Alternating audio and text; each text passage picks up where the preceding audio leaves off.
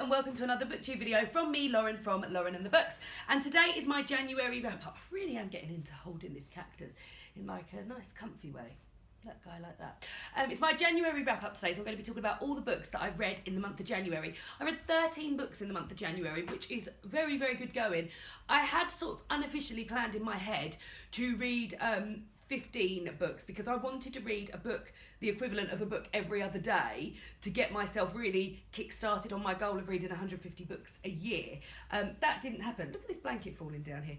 That didn't happen, but I still read 13 books, which is amazing. I'm bringing my little footstool a bit closer so I can get comfy. Pop him down there, and we'll start with, oh, it's all happening. Look, this has fallen down. Oh, goodness me. There we go. I just feel better when it's there. We'll start with, and I don't normally mention books that I've DNF'd, but this one I was so disappointed with, I had to DNF it, and I just wanted to sort of like acknowledge that at the beginning of this video. So, last year I read The Year of Living Danishly, listened to the audiobook of The Year of Living Danishly, absolutely loved it, one of my favourite books of the year, found it amazing, have re-listened to certain chapters of it, will go ahead and re-listen to certain chapters of it. So when I heard that she was bringing out another book called Leap Year, I was delighted. I was like, hurrah, hurrah, let's read this. And I listened to, I downloaded the audiobook, started listening to it at the beginning of the year. I listened to probably about an hour of it and I hated it. Like, really hated it. I think maybe I'd been a bit, I'd gone to it thinking, oh, it's going to be more about Denmark. It wasn't about Denmark at all. She basically mentioned the fact that Danes are really happy, and then wanted to go on to, like, it's all about like making life decisions and stuff, and it was all just not for me at all, and I was just so disappointed. So DNF this, I haven't even put it on my Goodreads, but I wanted to acknowledge the fact that just because I loved one book by one author doesn't mean that I will necessarily like another book by a second author. And I had to learn that the hard way, guys. So here it is. So anyway, let us begin at the beginning of the month with the 13 books that I've read. The first book that I read was Through Black Spruce by Joseph Boyden. I got this for Christmas from Mercedes and I started reading it on Christmas Day. I really love this. I gave this 4 stars. I found the writing absolutely gorgeous and the description was incredible. So it tells the story of it's a multiple perspective book. One told from the perspective of a young girl whose sister has gone missing, and the other perspective from from the uncle of those girls, who is you hear about his life and like up to. And he's an Indigenous person who lives in Canada, and from the girl's perspective you hear that he is in a coma and she's visiting him in a coma and telling him about her life looking for her sister. So it was really great to have these two perspectives. They were completely different perspectives to hear from, and the narrative voices I really enjoyed. The storylines were real page-turnery stuff, but not in a way where I was loving like one voice more than the other, which I really admire in a book which has got different multiple perspectives. I always think that's incredible if you can do that with more than one, if I'm loving both of them much. And I just felt like there was never a point where I was like, oh, I could leave that, because I just wanted to carry on hearing what was going on. I really like the timelines, and I love the way, I can't really explain, but it builds up to something at the end, and I loved like the way that happened. I thought the sort of environmental aspects to it and the way of life that I hadn't read about before, I didn't know anything about Indigenous Canadian people. I was really interested. I'd be very interested to read more. And it actually, at the back, oh, I like it. I had the Christmas Day bit of the Radio Times in there because that's when I was reading. At the back, I believe it had further reading. And I think one of them is Snow Falling on Cedars by David Guterson, and I actually own that, so I shall be reading that at some point. But it was really atmospheric to read, like cold snow to be reading sort of like that time of year. Really love this, gave it 4 stars. There we go. The next book that I finished was an audiobook. It was of Ctrl, Alt Delete by Emma Gannon. Emma Gannon, I listen to her podcast and really love it. When I see that she's got a new podcast out, that's one of the ones that really makes me excited. I thought that this was an absolute Ctrl Alt Delete growing up online is what it's called, and it's about a girl. I think she's slightly younger than me, and her life growing up online. This was a complete nostalgia fest for me. It was all about like MSN Messenger, which I used to use when I was a teenager, early days of Facebook, etc. But at the same time, as well as like being nostalgic and I was able to reminisce and things like that, it also made me feel like inspired and empowered and creative. And it made me realise myself as a creative person. I'd always sort of thought, oh, I'm not creative, like I can't draw, I'm not musical, things like that. But what I'm doing now, this is creating, and it sort of empowered me to realise that, which seems like a bit daft, but after I got my head around it, I was like, yeah, go me. I'm creating gear on here. And it's something I'd never really considered myself before, as I said. So I loved Emma's podcast and I loved this book, and there's great bits about feminism throughout too, which is really, really something that I'm into. The audiobook was also narrated by Emma herself, who's the author, which I think is always a plus. But yeah, I really love this. And yeah, I'd really recommend her podcast, guys, as well. She has a different guest on every week where she talks about something that's sort of like currently going on. She has amazing guests on, Louise O'Neill, like lots and lots of all. There's Nick Leshuka was another one that I listened to recently, the author of the guy who sort of created the Good Immigrant. David's watching the tennis and I keep seeing him jump all excited. How's it going, David? Good. It's going good. So the third book I finished was The Walking Dead Compendium 1, which is a graphic novel. It's absolutely massive. I've had to take it back to the library, but I do have the second one here, so I can show you the sort of scale of largeness we're doing here. So this was definitely a book that I read at home. This is not being, even just holding that up, it's too heavy. That is not being carried around. It's by Robert Kirkman, and I wanted to read the graphic novel series because we love the TV series, and I wanted to see what sort of differed in between the graphic novel series and the TV series. I bet that's my mother texting me. She's desperate to hear from me. And is it my mother? No, oh, sister. It's my sister. She coming on the walk. She's not coming on the walk, guys. She's not coming on the walk. And yeah, it's got the same characters basically, but like very different storylines per character, which I found really interesting. And I wanted to see where that was going. So I also wanted to read them, but they're very, very pricey. Like one issue is normally about £9. So I got them from my library, and then when I finished reading the first compendium, I got in the second compendium, and now I've got hold of the second compendium. I've already requested the third compendium from the library, and like that's just another example of how wonderful it is to have a library that you can read something. These cost like 60 quid I went in Waterstones and this was 60 quid. So to be able to read it for free is just wonderful. But anyway, more about the actual book. I bet that's been shaking that camera. Yeah, there's loads of differences and loads of similarities, which I really enjoyed. I wasn't mad on the art style, but I'm aware that it matches the sort of like bleakness and action-packed storyline. There's no colour in there, and it's very like action-packed. And as I said, it's massive and heavy to carry, so it's definitely a home book. But I gave that 3 stars. The next book was a book that I read on my Kindle, which was have I missed a book here? No, was Hogwarts, An Incomplete and Unreliable Guide by J.K. Rowling. So Pottermore released at the end of last year, or it might even have been like the summer of last year. I'd had them for a while but I hadn't read them. 3 collections of short stories, and this was the last one that I hadn't read, which was all about Hogwarts.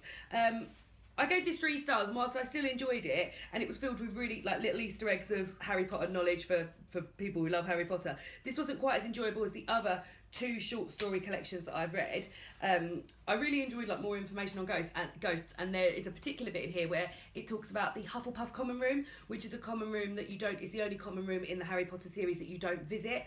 So that was a real treat to go and hear about that. And actually, I think I might reread that this afternoon because it's just really lovely, and I just loved it. It was just a complete little joy to read. So that was 3 stars.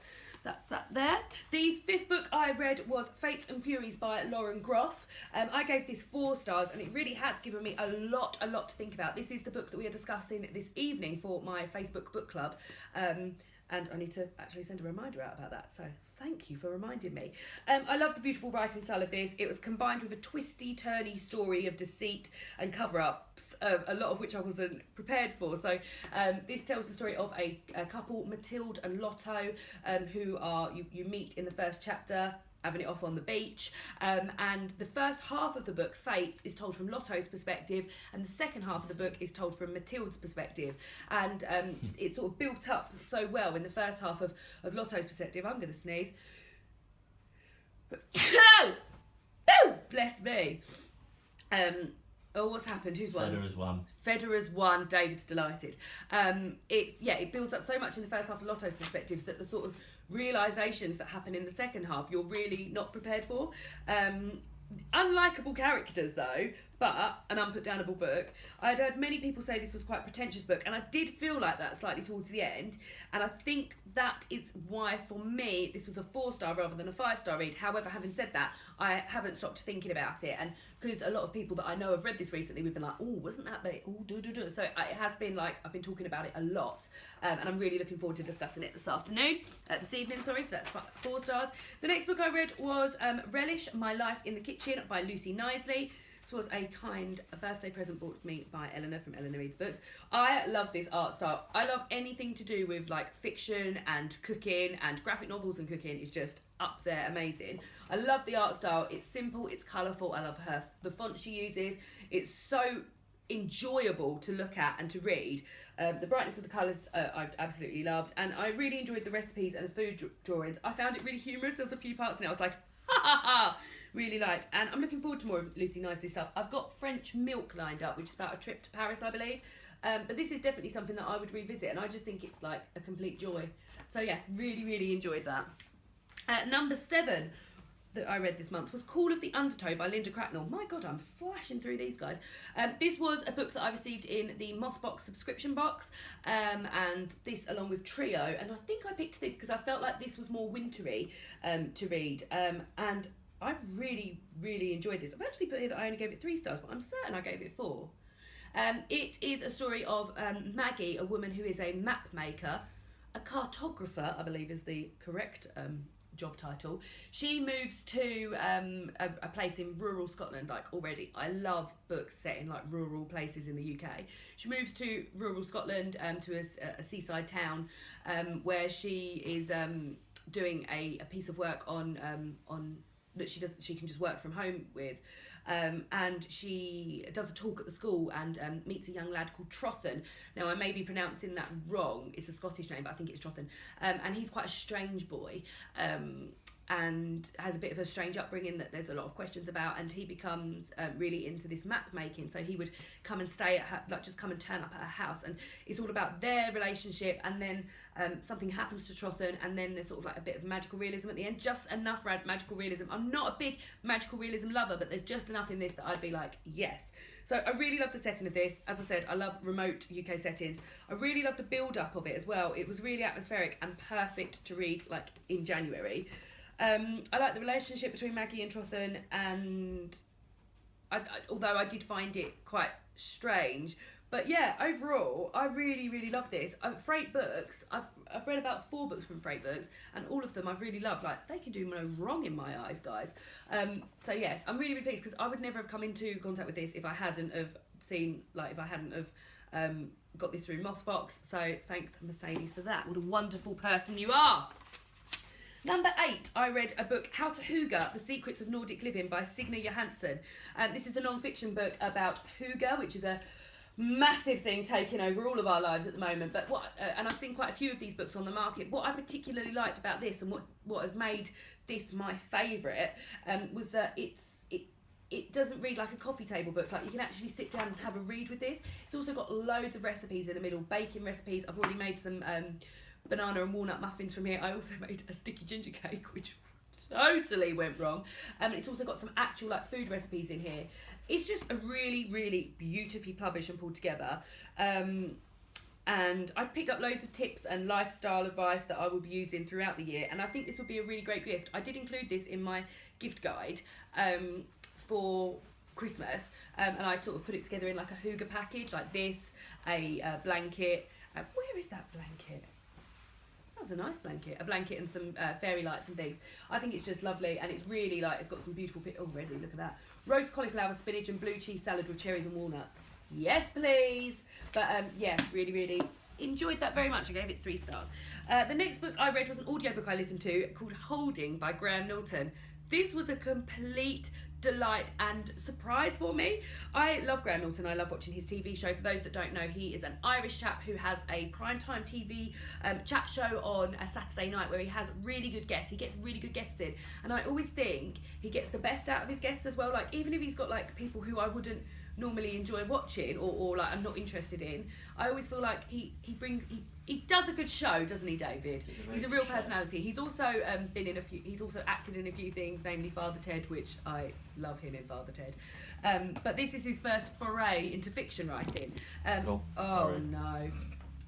And I listened to the audiobook of this, but I absolutely loved it. He did the narration, and he is amazing. He does all the accents, all the tones of voice. It's a tale set in a small village in Ireland where nothing ever happens, and they find some human remains on a building site, and then it's all the sort of like little characters coming, like, and what they have to do with these remains and how everyone links up. And it was a really good, fun sort of whodunit story with a whole host of suspects, and it was really good. It was just good fun, and it was just so perfectly narrated. I would listen to him narrate anything because he was just amazing at it, and I will definitely be going back to listen to this one because it was just so fun. So I gave it 4 stars. I think maybe if I'd have read the book it would have been 3 stars, but the narration was just amazing. It was 4 stars. The next book that I read was a poetry collection called Hold Your Own by Kate Tempest. This I've been looking forward to reading for a while. I really want to try and get into some poetry this year. I've actually just watched Jen Campbell's Dissect a Poem video that she filmed with Jean. I will link it down below. And I feel like now I've done that, I might go back. That's the first in that series I've watched. I feel like I might go back and reread some of these poems and make a few notes. I haven't made any notes in here, and I feel like maybe I would benefit more from that. So I really enjoyed this still. I'm very, very new to poetry, and I've been told this was a good place to start. After I'd read the first one, I promptly went onto YouTube and looked up some of Kate Tempest's performances, and she is like an amazing person. I was completely drawn in, and I was like watching video. Oh, this one's been suggested. Watch the next video.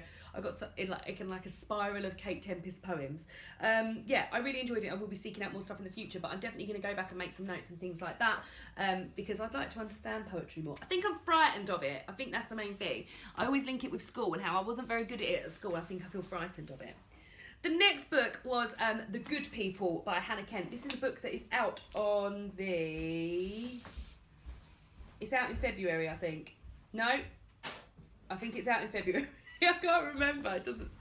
What it said, but it doesn't. Yeah. It's written by the author who wrote Burial Rites. I wasn't mad on Burial Rites. I think I gave it 2 stars. This, however, I really, really enjoyed, and I gave it 4 stars. I did this as a buddy read with Simon from Savage Reads and Mercedes from Messie's Bookish Musings, and we had a great time reading this. First of all, Mercedes is like Google, so she can just like crack on with doing all the research for us.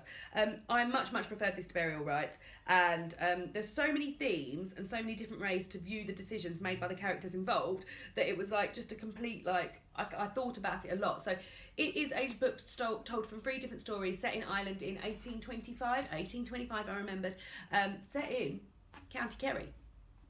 About a woman whose husband has just died and her daughter has previously died, and she's been left to look after her grandson who has something wrong with him. He hasn't grown properly as a child should, and he can't use his legs, and he doesn't talk to anyone, and he's unwell. So it's from her point of view, a point of view of a lady called Nance who believes in the good people, and that she can heal people with herbs and things like that. And also a young girl, Mary, who comes to help Nora look after her grandson. And it's just about decision, like making the wrong decision, and they want to heal this boy, and they start doing things to him that they should not be doing to him in the actual firm belief that they're trying to help him. It really did raise some questions on like what is the right thing to do for like people, and these women actually they truly thought they were doing the right thing. And as a woman reading it in 2017, because we live in the future now, I was like, what are you Simon! But I thought it was amazing. I love books set in Ireland, and the dialogue of Irish people I find really lyrical and really easy to read. I've read so many books with the character Nora in this month as well. There was a Nora in Holding, there was a Nora in Call of the Undertow, Nora in this. I feel like there's a Nora in another book. So many Noras. The next book I read was, the second to last book, of the month that I read was Parsnips Buttered by Joe Lycett. This was a audio book that David and I listened to on the way up to visit Simon in Liverpool when we went up to see him. David's not a big fan of audiobooks, but this, however, we really chuckled, didn't we, David? It's Joe Lycett is a comedian from the UK who stars on quite a few panel shows and things like that. I've never seen any of his stand-up, but on these panel shows he's very, very funny. And this was a sort of memoir humour thing. It was a collection of emails and things that he had sent, like the council when they'd given him a parking ticket, and a fan who trolled him who sent him an evil email and things like this. And it was really fun, wasn't it? It was very good. Do you want to just poke your head in and say it was really good? It was really good. And there was quite a few times where we were like, laughing aloud. The only thing I will say is I think it's very UK based humour. Very British humour. Very British humour.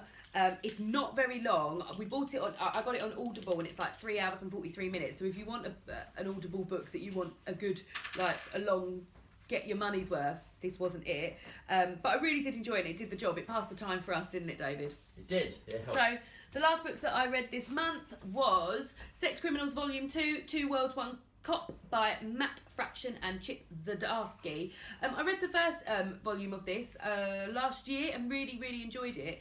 This volume, I don't know, maybe I'd left it too long in between the last one and that. It took me about half of it to remember who was who, and then the other half I was a bit like, this is all right. I never felt like it got off the ground, and I really will think like, so it finished like here.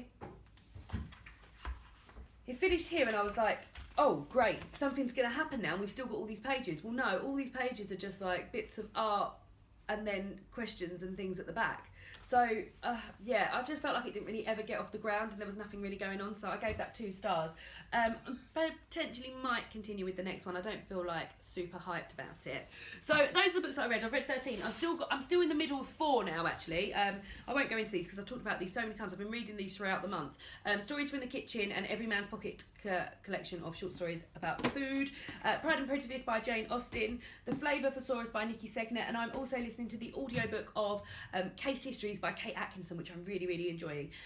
So those are the books that I read in January. What books did you guys read in January? Have you read any of these books? I've got to find a place for all these guys on my shelves now, which is going to be a right old hoot. And I'm going out for a lovely walk. We're going for a lovely, lovely walk in some woods near where we live. Can see over there's quite a grey cloud though, but hopefully, I think it's passing that way. We might be all right. And I'll see you all again soon for another BookTube video. Goodbye!